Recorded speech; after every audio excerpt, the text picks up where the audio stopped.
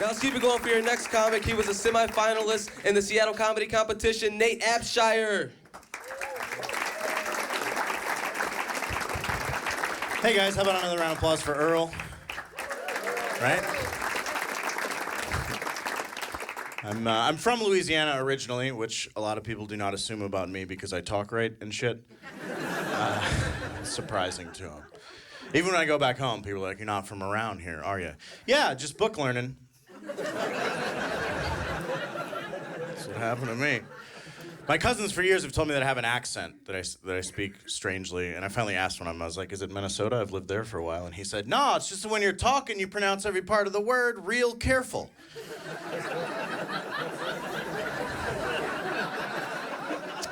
It means that to him, being articulate is considered an accent.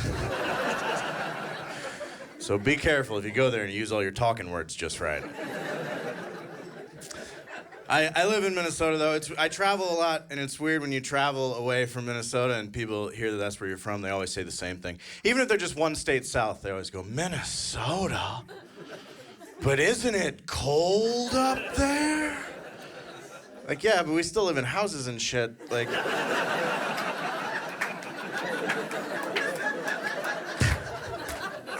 It's really okay. You don't need to be that worried for us.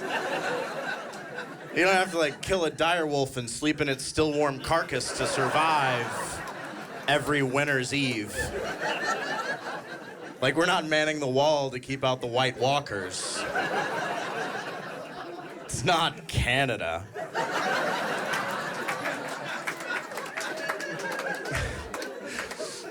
Around town, my friends tell me that I have doppelgangers. What they mean is they see people that look like me all the time, and I get that a lot everywhere I go. I have a familiar face, or you remind me of someone.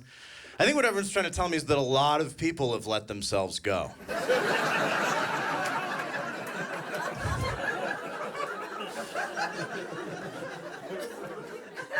When I was a kid and I wanted to do something that my mom thought was weird and all my friends were doing it, she would always say this to me. She would always go, "Well, if all your friends jumped off a bridge, would you?" So I was like, "I don't know, Mom. Might be kind of sad. All my friends just died." Kind of a dark question for an 11-year-old, though. Can I go to Six Flags or not? He didn't technically answer the question. I'm 11. I need $26, so it's got to be a hard yes or a hard no on this. I was talking to a friend of mine the other day, and I asked him if he thought he could defuse a bomb. He said, "What?" Because he heard a lot more urgency in my voice than I intended. I didn't mean like right now we're gonna die. I was just making conversation. And I explained it to him. No, I mean like academically, like you come across a bomb, you have no prior training. Do you think you could defuse it before it goes off? And then he said, "Well, put a gun to my head." Since when is first-time bomb defusal not enough pressure? Like, even if you're one of those dudes where you're like, "I'm at my best when the stakes are highest," no one, first-time in, gets to red wire, green wire, like, "I could really up the ante on this one." What do we got? 15 seconds? Bring my kids in. Let them watch Daddy work.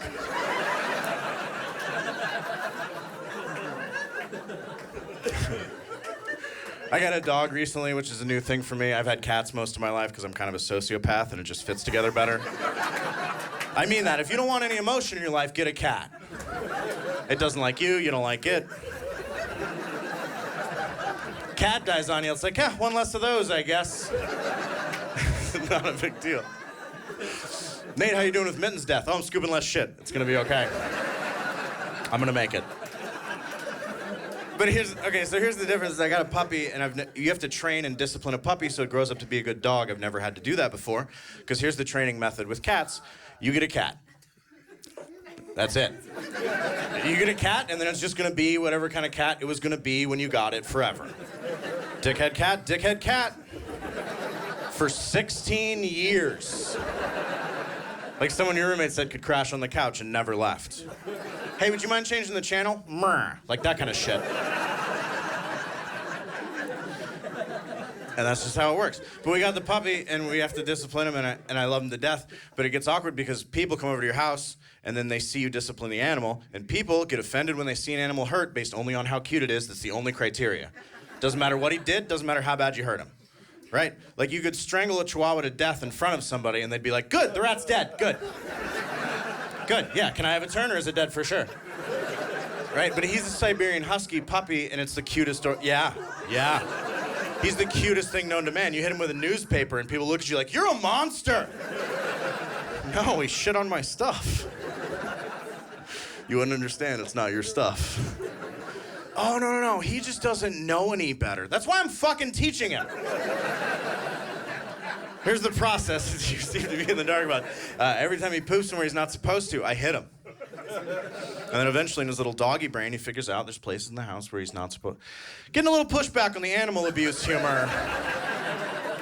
Let me put it to you a different way. Think about it like this.